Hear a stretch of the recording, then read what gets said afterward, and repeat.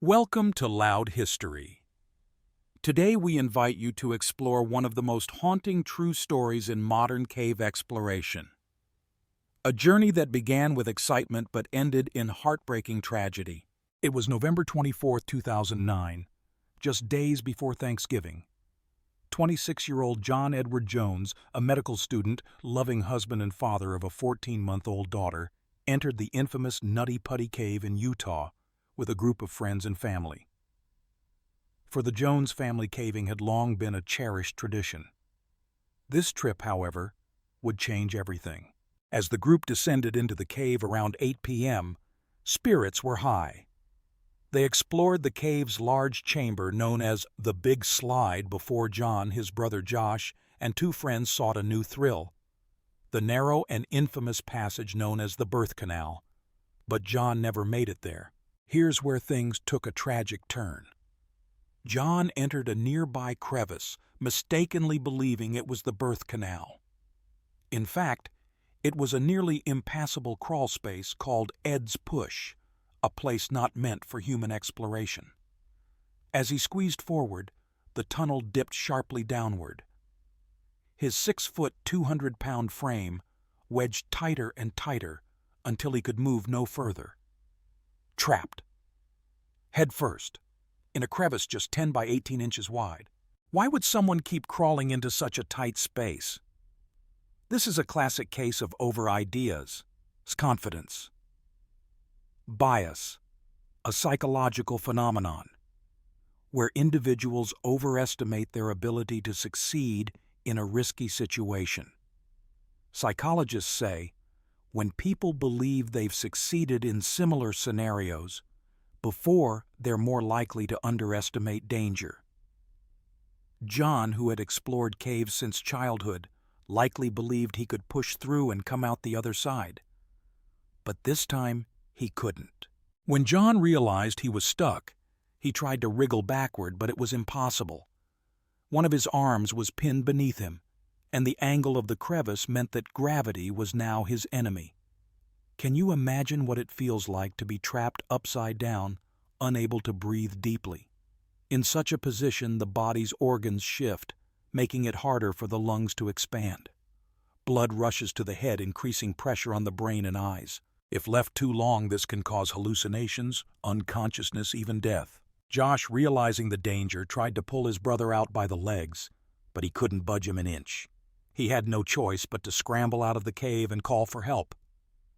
That was the beginning of a 27-hour rescue mission involving over 130 volunteers. The first rescuer to reach John was a local nurse and cave expert named Susan. Crawling through the tight passage, she made contact. "Hi, John. My name's Susie.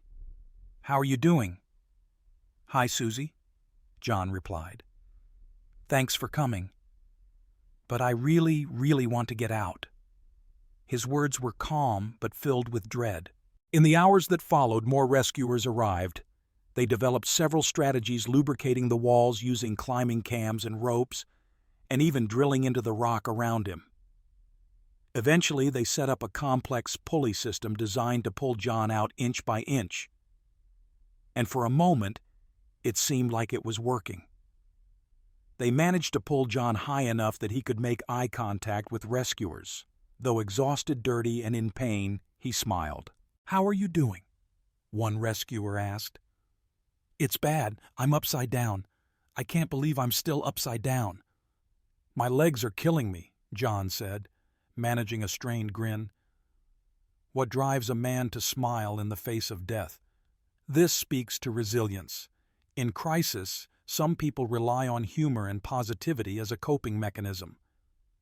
The American Psychological Association says this kind of psychological flexibility can momentarily reduce fear and help a person endure extreme stress. But this moment of hope was short-lived. As rescuers prepared for the final pull, disaster struck. A loud crack echoed through the cave. A critical anchor point in the cave wall drilled into soft clay had given way. The entire pulley system collapsed. John slipped deeper this time, even further than before. One rescuer was injured in the collapse. His face had been struck by a flying metal carabiner. His father, also part of the team, took his place. When he reached John again, he found the young man slipping in and out of consciousness. John was dying. Eventually, a medical professional crawled to his side and checked for signs of life. At midnight on November 25, 2009, John Edward Jones was pronounced dead. Why didn't they retrieve his body? Nutty Putty's tight, twisting passages made it nearly impossible.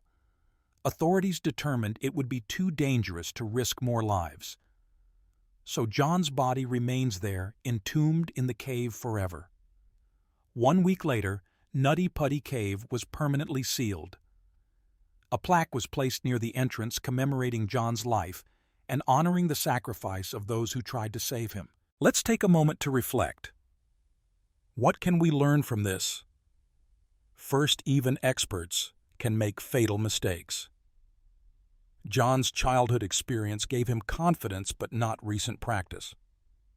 Second, pride and determination, while noble, can become deadly in the wrong situation. Third, rescue teams are everyday heroes.